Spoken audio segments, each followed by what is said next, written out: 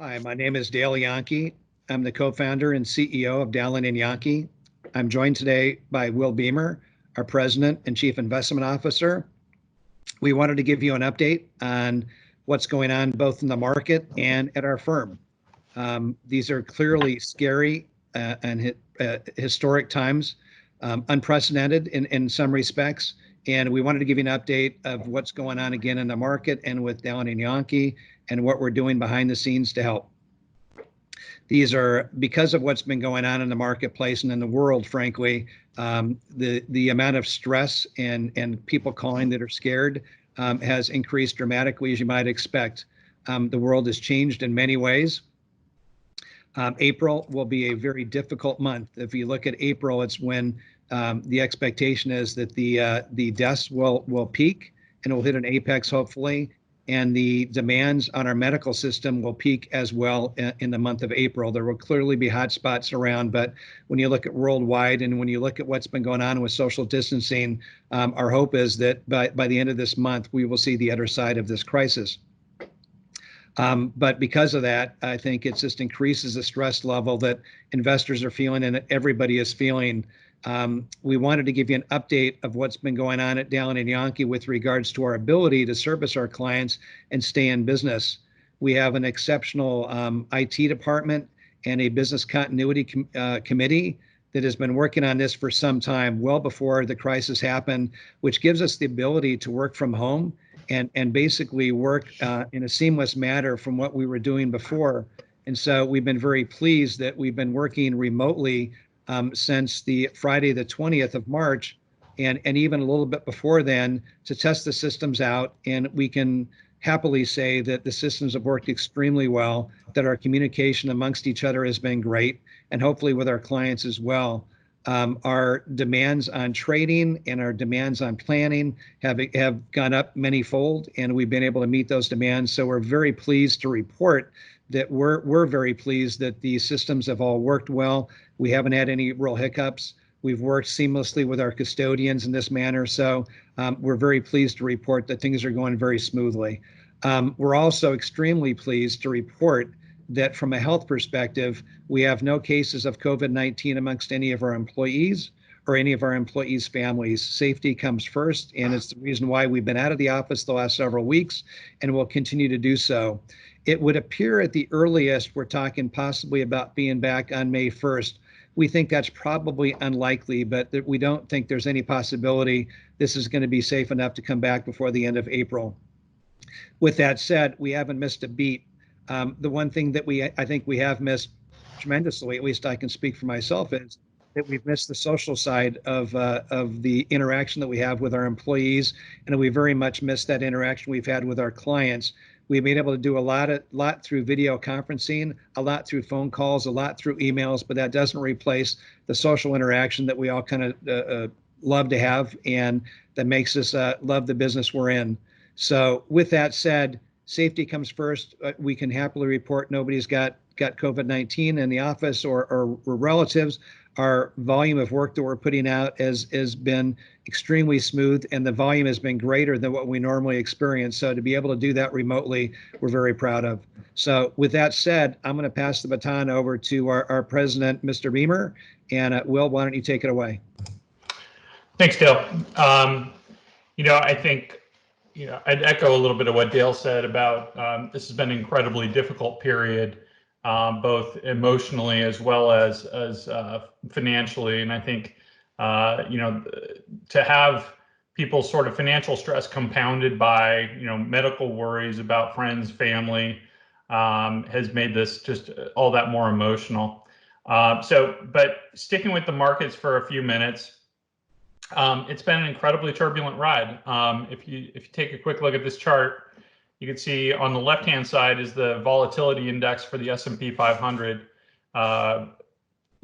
Was very tranquil up until about February 20th. And within just a few weeks, as the enormity and significance of the COVID-19 pandemic became apparent, the volatility index, or VIX for short, went from the mid-teens, which is a pretty normal kind of tranquil reading, to over 80. which is about where it was during the worst days of the global financial crisis back in 08 and 09. Since another pretty incredible statistic is since February 24th, the S&P index has closed more than 2% higher or lower than the previous day on 21 out of 24 trading days. You know, on 8 of those days, the S&P actually had a 5% up or down move. That's highly unusual. You can see the black bars on here. Those represent 5% moves. We hadn't had a 5% move in the market since 2011. And, you know, I would say that, you know, the level of volatility that we've seen over the last 6 weeks or so, the only time I've seen anything like it in my career was during the global financial crisis in that 08-09 period. So hugely volatile period of time, which, you know, certainly generates a lot of stomach churn and anxiety on part of investors. And not surprisingly, it was not a very good quarter for stocks. In fact, it was downright lousy. You know, large cap stocks were down about 20% for the quarter. You know, foreign stocks down about 23. Small caps were down over 30. Real estate down about the same at 29%. So a pretty brutal period of time for stock investors who were riding high as recently as February 19th when the market was at all-time highs. You know, the one bright spot is that you know, diversification. When I say diversification here, I'm talking primarily about having a significant part of one's portfolio in high-quality bonds. Diversification worked this quarter. What we've done on this slide is created a number of illustrative portfolios just using market indices, ranging from all stocks, which is the tan or light brown portfolio, which was down about 22% for the quarter, up to purple, which the purple is an all bond portfolio. This would be high quality government bonds, things like treasuries, which was up about 3% for the quarter. Our, you know, probably typical or average portfolio is a balanced portfolio with probably about 40% of its money allocated to bonds. That would be represented by the light green line on the chart. So 60-40 portfolio, again, using market indices, was down about 12% for the quarter, which, you know, I certainly would not characterize as a fun experience for anyone. But for a long-term investor with a long time horizon and the emotional discipline and wherewithal to kind of stick with the plan, it's probably not catastrophic either. So, you know, the big thing you have to watch out for is the tendency when you have a big sudden drop like this, and this has been the fastest bear market in U.S. stock market history. You have to resist the temptation to bail out and give up on stocks at what might prove to be the exact wrong time. So I think it's helpful to kind of take a look at and see what does history tell us about how the market responds to crisis. And we've seen in the previous slides, whether it's the volatility or the sell-off in equities, we've seen what the market's reaction has been to the coronavirus and its impact on the economy. But where do we go from here is really the question now. And when we look back at history, and this shows 7 different episodes where the market has had something come, you know, often out of the blue, maybe 9/11, or, you know, you think back to 1998 and you had the Asian currency crisis and the collapse of long-term capital. You know, those events kind of came out of the blue. They were, you know, what some people might refer to as black swans. And so the market took a big hit. You know, over the next 1-year period, you know, pretty variable returns. You know, after the stock market crash of 1987, the market was up 19% a year later. You know, after 9/11, it was down 1%. So, but I think the only point I would make from the 1-year returns is that at least in none of these 7 crises was the market down significantly more a year later. I think what's more instructive to me is if you look out 3 or 5 years, you know, and one thing I should mention is this is actually the performance of a 60-40 portfolio. So this is 60% in stocks and 40% in bonds. If you look out 3 or 5 years, which would be the yellow and green bars on here, and you look at your cumulative returns over those periods of time, these are some pretty attractive returns. The stock market, or the a 60-40 portfolio was up 76% in the 5 years after the stock market crash of '87. It was up 81% 5 years after 9/11. The U.S. debt downgrade happened in August of 2011. 5 years later, 60-40 portfolio was up 42%. So, as dark as the news is right now, as depressing as it is, as worried as all of us are about financial matters and our own medical situation and those of our loved ones, this may be a really bad time to take any severe action on your portfolio, because historically, the returns out 3-5 years, as long as you can maintain that perspective, are likely to be reasonably good from here.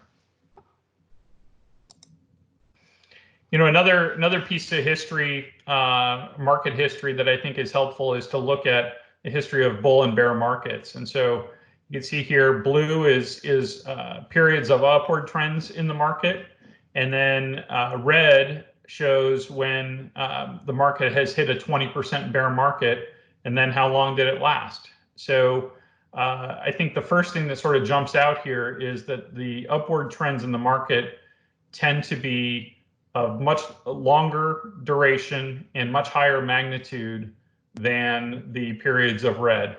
We are currently in a period of red, and it's so fresh that it doesn't even show up on this slide, because this slide only goes through December of last year. But we are in a period of red right now. How long that will last is anybody's guess. The market will continue to adjust to new news about both the pandemic itself as well as its economic impacts. But our hope, and I think our suspicion, is that before too much time goes by, we will probably start a new upward trend. But exactly when that happens is anybody's guess. The government really has responded pretty aggressively to the coronavirus pandemic. I think it's important to remember, a lot of people ask, well, is this going to be a depression, or is this going to be '08 and '09 all over again? The core cause of this crisis is really related to public health. And what the government is trying to do is effectively suspend the economy during this period of social distancing, so that we can flatten the curve and not overwhelm our healthcare system. The problem with suspending the economy is it creates a lot of dislocation, whether that's for individuals or small businesses, and obviously just also for the stock market. But the Federal Reserve was the first to really act. They came in and moved very quickly and aggressively. They cut interest rates. They significantly expanded their balance sheet by buying assets and providing liquidity to markets. And they implemented some new programs to really backstop what I would call the plumbing of the financial system. Things like the repo market, the commercial paper market, money market funds that allow people to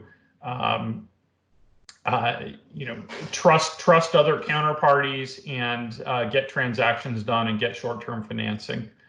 Congress stepped in, and in a impressively bipartisan fashion. We seem to be able to get bipartisanship when there's a true crisis, which I suppose is reassuring. And they passed the CARES Act on March 27th, which was quickly signed into law by the president. This is a massive stimulus and relief package, about $2.3 trillion, which is about 3 times the relief package that was passed in 2009 in the wake of the great financial crisis. And it provides relief for workers, taxpayers, small business owners, affected industries like airlines, state and local governments. There's no way I could go into all the detail in this particular act, but a lot of money will be flowing into the economy to take care of people who have really been dislocated by what's happened in the last couple of months. A couple of provisions that are of primary importance to many of our clients: distributions from IRAs and retirement plans. For those who are subject to required minimum distributions, those requirements are waived for 2020, so you don't have to take distributions from IRAs. A lot of people will be getting checks from the government, both adults as well as ones for children. And then on the small business front, the Paycheck Protection Program, which is I think $350 billion to help small businesses stay afloat during this period of time until we have more relaxed social distancing policies and allow them to retain their workers. So a lot of stuff in the CARES Act, but those are a few of the highlights. There's already talk about whether Congress will pass additional stimulus. This is probably quite likely, but the timing and magnitude will really depend on where we go with regard to social distancing and how long we have to have huge sectors of our economy effectively shut down. There's some talk that the next package may have some emphasis on infrastructure, things like rebuilding bridges, expanding airports and highways, that sort of thing. So Dale, maybe I'll turn it back over to you at this point. You can talk a little bit about, maybe some historical periods you've seen, as well as kind of what Dowling Yahnke is doing for our clients. Thank you, Will. Appreciate the summary there. We like this graph here, or chart, to show that this goes back 50 years. There are no shortage of crises that have happened over the last 50 years that have caused market corrections. The one nice thing when you look at it in a perspective of 50 years is you can see, like in Will's charts, that the market has always come back. And if you think markets work, this is what you would expect to see. The little chart on the right shows how people's emotions sometimes causes them to do things that aren't necessarily in their best interest. We have periods that go from optimism to elation. And you can say 6 weeks ago, we were hitting market all-time highs, back down to nervousness, to fear, and then back to optimism. What's unusual about this one, this correction, is that it's happened in such a compressed time period, which I think just further exacerbates people's stress levels and fear levels. And sometimes, again, creates people to do things that aren't necessarily in their best interest. I'm old enough that I can remember all these things that have happened over the last 50 years. And I've always had confidence that the markets will come back and that the markets actually work. And the one thing that when you look at these that you'll notice is they're all different. And I get the comment a lot from people when they talk about these things when they happen. And when you're in the middle of them is, well, it's different this time. And my response is, it's always something different. There are always things that are going to happen. And sadly, if we look at the next 50 years, you're going to see a lot more of these things that have happened over time. Assuming that markets work and the economy recovers like it has, then these will be short-lived things and we will get over them. I think the question then is, well, what can we do when times like this happen? One is we can communicate with our clients and have a lot of conversations about sticking with a long-term plan that hopefully we've talked about prior to this happening, and sticking to your plan is extremely important. And we can always update those plans, and probably should in the coming months. Secondly, when things like this happen, it gives us a chance to rebalance portfolios. When the markets go up, we tend to trim stocks. When markets go down, we tend to add to stocks. I know when people get trade confirmations, either in paper or electronically, and they see us buying things in a period where the market's going down, it can make people really nervous. But you go back and quote Warren Buffett is, be greedy when others are fearful and be fearful when others are greedy. So when the market's going down, generally, we're going to be adding to stock positions. Secondly, you may see trades happen when what we call tax loss harvesting. If in taxable accounts, we have securities that have gone down in value below what we paid for them, we can sell those securities and take the loss for tax purposes. Those capital losses can be used against capital gains going forward with no limitations. And so it adds to trading. Trading costs are exceptionally low today. And so effectively what we're trying to do is harvest losses for future when we have to rebalance and when the market goes back up. And I can promise you at some point in the future, it will go back up again. We just don't know when. We're going to take advantage of that. So sticking with your long-term plan, rebalancing, tax loss harvesting are some of the things we're doing behind the scenes that we think in the long run will add value to your accounts and relationship. Again, we don't mean to minimize how traumatic this has been, how scary it is. We're living through it along with you. Our workflow has increased dramatically. I'm very, again, happy to say that we've been able to handle that increase in the workload seamlessly. And a lot of credit goes to teammates that have done a great job of making sure we could function in a period like this. So we want to make sure that you understand that from a communication point of view, if you want to Zoom, if you want to email, if you want a phone call, we're here for you. Again, it's a scary time. We're here for you, and we will get on the other side of this. Will, do you have any comments you'd like to finish up with? I think the only thing I'd say is on this last chart that always just impresses me is that, despite all of the bad stuff on this chart, and we can all, Dale said, he's lived through all of it. I guess I've technically lived through all of it. I haven't worked through all of it. Despite all of that bad stuff, the stock market worldwide has turned $1 into $54 over that period of time. So as a country, we've been through difficult times before, and the attractive long-term returns of equities that are often quoted in the press include those tough periods and include those corrections and bear markets like we're going through right now. We'll get through this together. As Dale said, we're here for you. Please don't hesitate to reach out anytime. If we miss anything, we miss that in-person interaction, but we'll do the best we can with technology to replicate it as best we can. And most importantly, I hope everybody stays safe and healthy. So that's all I've got, Dale. Thank you, Will. Stay safe and healthy, everybody. We're here for you. Thank you.